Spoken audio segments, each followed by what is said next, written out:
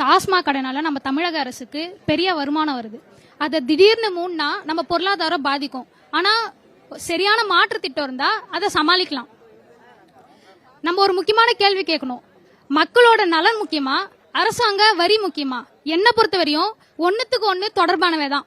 மக்களோட நலமும் முக்கியம், அரசாங்க வரியும் முக்கியம். ஒரு வருடத்துக்கு டாஸ்மாக் கடையில மட்டும் 40 இருந்து 45,000 கோடி வரையும் வருமானம் வருது. அது திடீர்னு மூணா நம்மளுக்கு இழப்பு ஏற்படும்.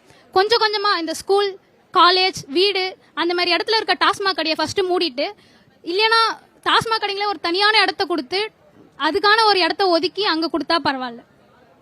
டாஸ்மாக் கடைக்கு பதில் காலேஜ் இது பண்றது, ஃப்ரீ எஜுகேஷன் கொடுக்கறது, வேளாண்மையை மேம்படுத்துறது, விவசாயத்தை நியூ டெக்னாலஜில கொண்டு வருதுன்னா டாஸ்மாகோட வருமானம் குறைஞ்சாலும் நம்மளோட பொருளாதாரம் குறையாது.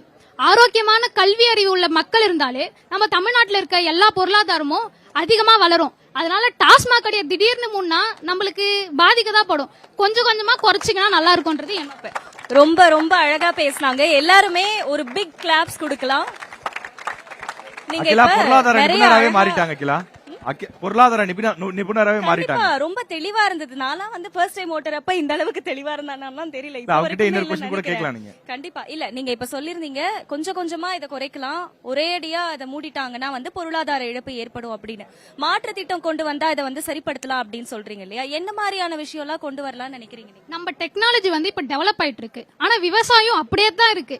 அதுக்கு புதுசா மிஷின்ஸ் எல்லாம் நிறைய டெக்னாலஜியோட கொண்டு வந்தா நம்ம டாஸ்மாக் கடையை மூணாலும் நம்மளோட பொருளாதாரம் இன்னும் கொஞ்சம் அதிகமாகவே இருக்கும்.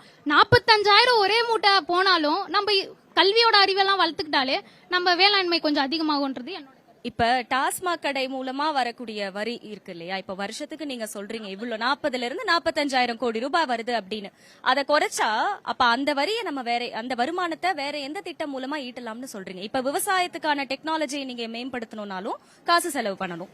இப்ப டாஸ்மாக் கடையை நம்ம மூடுறோம் அப்படின்னாலுமே கூட அந்த வருமானத்தை நீங்க எங்க இருந்து ஈட்டலாம்னு நினைக்கிறீங்க?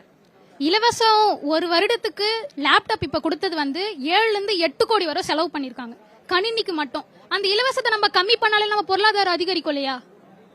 இலவச விஷயத்தை கம்மி பண்ணிட்டு அதை யூஸ் பண்ணி நம்ம விவசாயம் மாதிரியான கல்வி, விவசாயம் இதுக்கெல்லாம் யூஸ் பண்ணிக்கலாம். மக்களுக்கு கொடுத்தாலே போதும். இலவசம்ன்ற பேர்ல நம்ம எல்லாருக்குமே கொடுக்கறோம். அதுவும் நம்ம காசு தான். அது யாருக்கும் இங்க புரிய மாட்டேங்குது. இலவசம் கொடுத்துறாங்கன்றதுனாலே நம்ம பயன்படுத்திக்கணும். அதை கம்மி பண்ணிக்கிட்டாலே போதும்ன்றது என்னோட கருத்து.